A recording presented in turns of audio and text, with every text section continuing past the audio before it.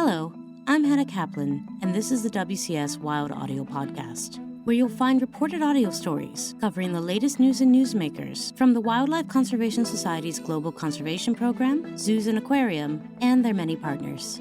We've got a great show today, so let's get to it.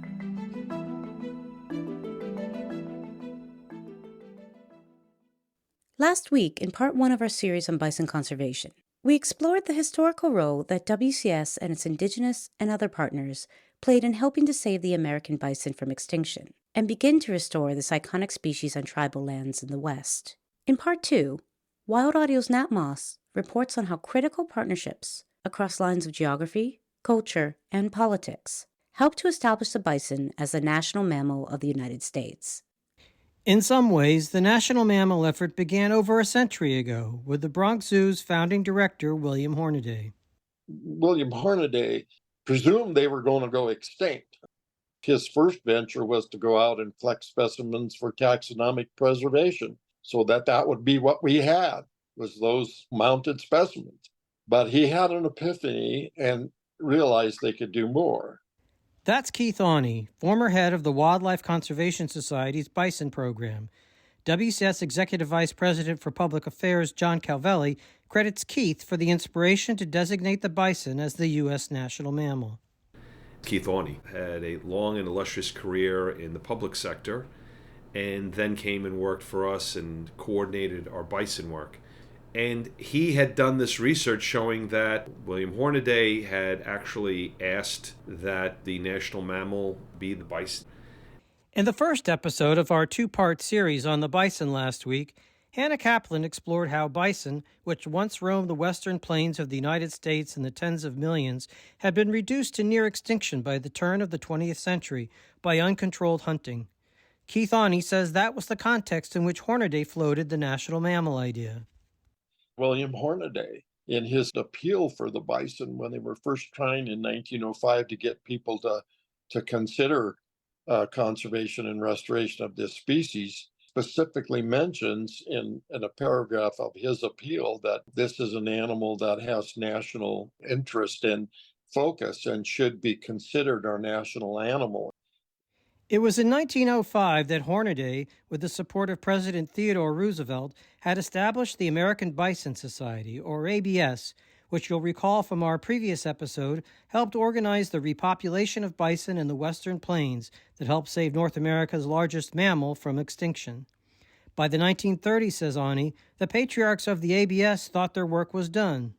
And many of us said, well, no, there's lots of work yet to do. And after about a 40-year pause, we've come back to this animal and said, let's begin this work again. For many tribal nations in the United States, that process began in 1992 with the creation of the Intertribal Buffalo Council, or ITBC.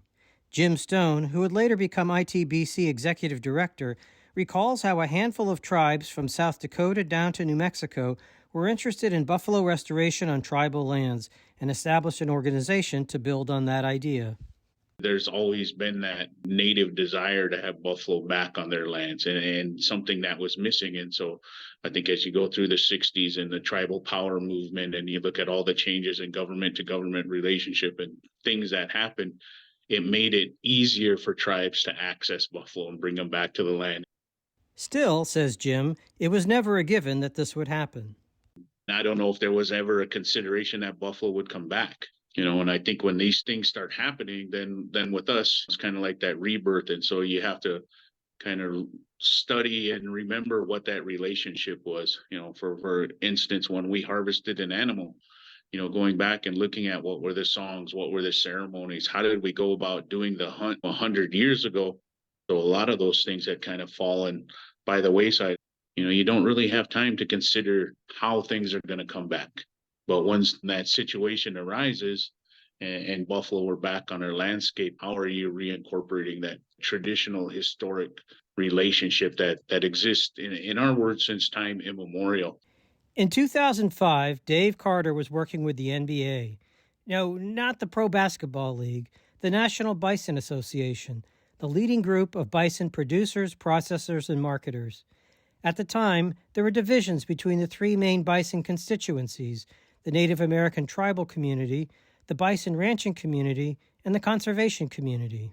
There were different conceptions about the importance of bison as a sustainable food source, as a cultural icon, and as a critical representative of North American biodiversity. Dave says he and then NBA head Mike Duncan invited WCS staff out to Colorado to discuss the situation. John Calvelli and Eva Fern and Kent Redford all came out, and we sat down, and that day really marked the start of some collaborative efforts of, okay, let's see how we can work together. Mike Duncan, who is the guy that kind of helped pull together that first meeting, he says we all have different approaches to how we manage and steward this animal. But at the heart of it is this magnificent animal that we all love. And I think that's the magic right there, the bison that brought us all together. Those conversations would lead to the reconstitution of the American Bison Society exactly 1 century after its original founding, and it marked the growing conversation between tribal nations, bison meat producers, and conservationists. By 2011, Dave had become the new head of the National Bison Association, and Jim Stone then led the Intertribal Buffalo Council.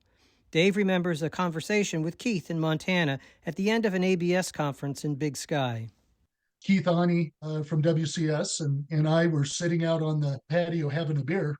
And Keith said, you know, Dave, I've been talking to Jim Stone at the Intertribal Buffalo Council that the U.S. doesn't have a national mammal. And I think maybe we ought to make bison the national mammal of the U.S. He said, Jim thinks it's a great idea. What do you think? And I was like, wow, that is an incredible idea. Keith Aune picks up the story. When I stumbled across these quotations from Hornaday that bison should be our national animal, we started bantering that around. Actually, I called NBA. Dave Carter was a good friend, and I talked to ITBC Jim Stone, whom I interacted with a great deal anyway at this point.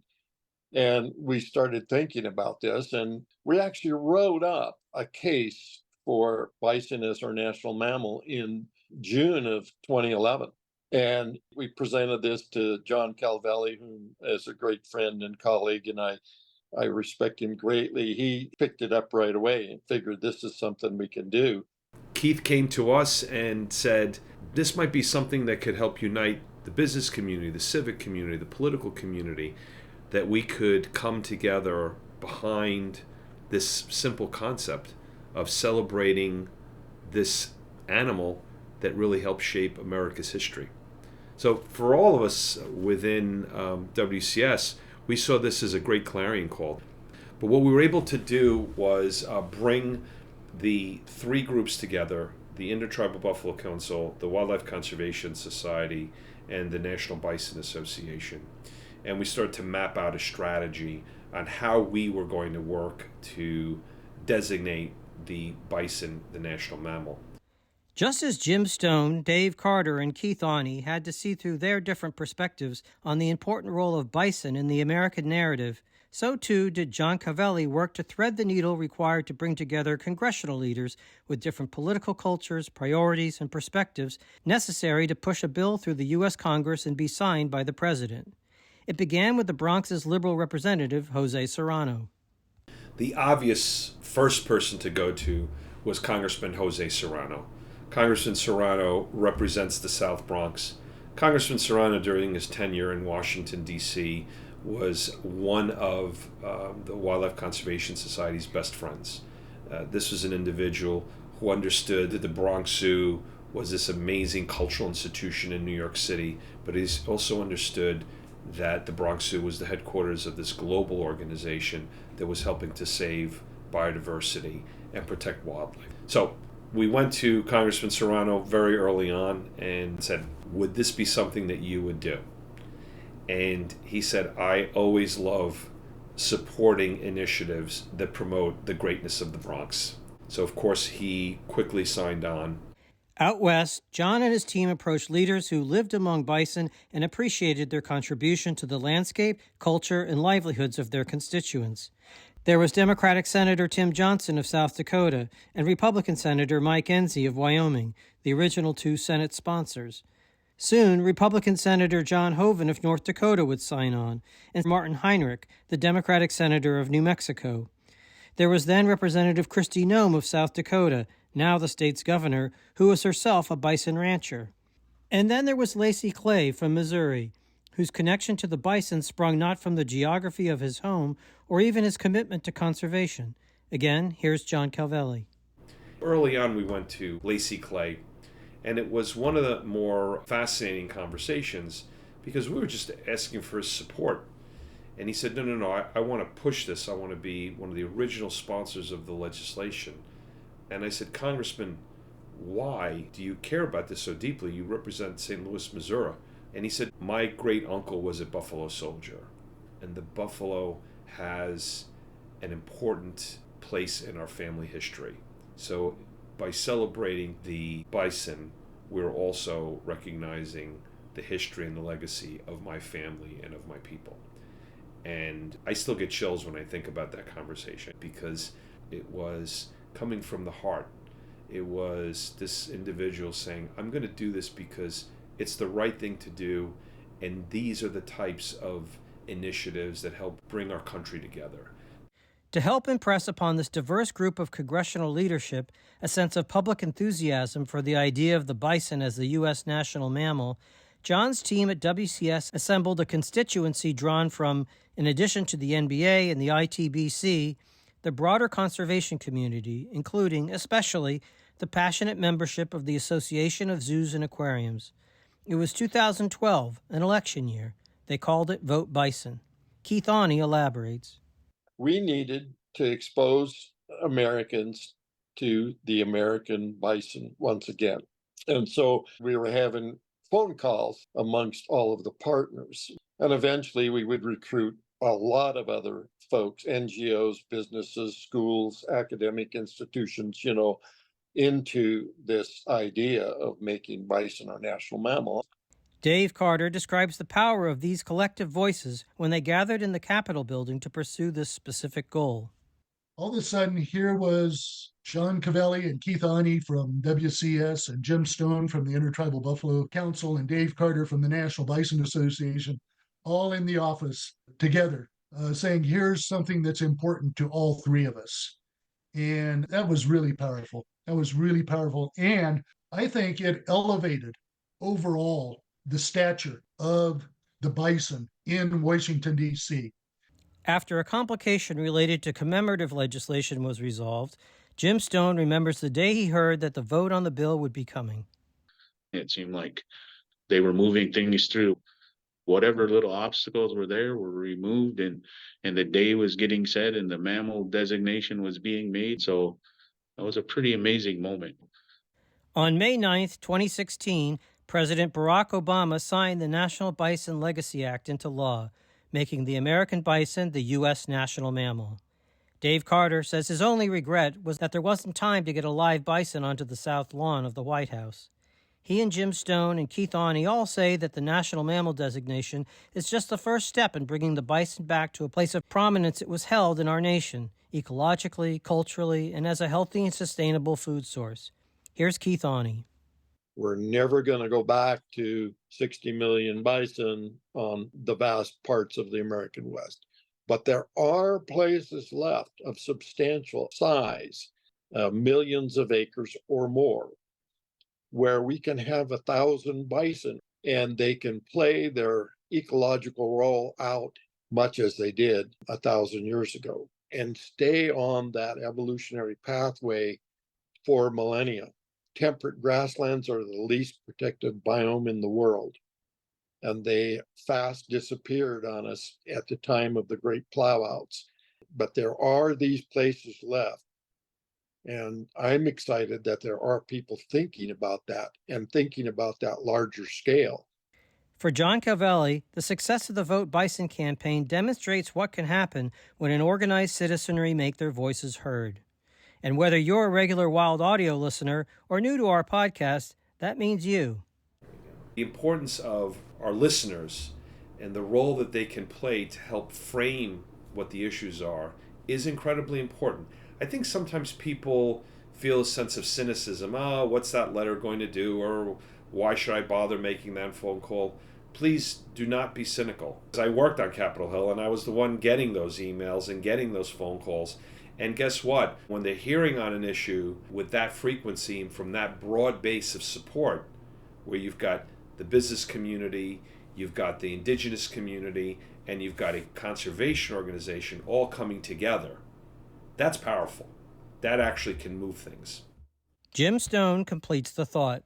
That was the idea, that it meant something to so many different people. In newspaper articles that talk about it, it's always one of the items that they include, the national mammal. So every generation going forward, when they see buffalo or bison, they're going to see national mammal attached to it in some form. And so just that idea that it was elevated to a position it deserved, to me, that's kind of what the effort was for. Now it's on everybody to just keep progressing and moving forward. For WCS Wild Audio, this is Nat Moss.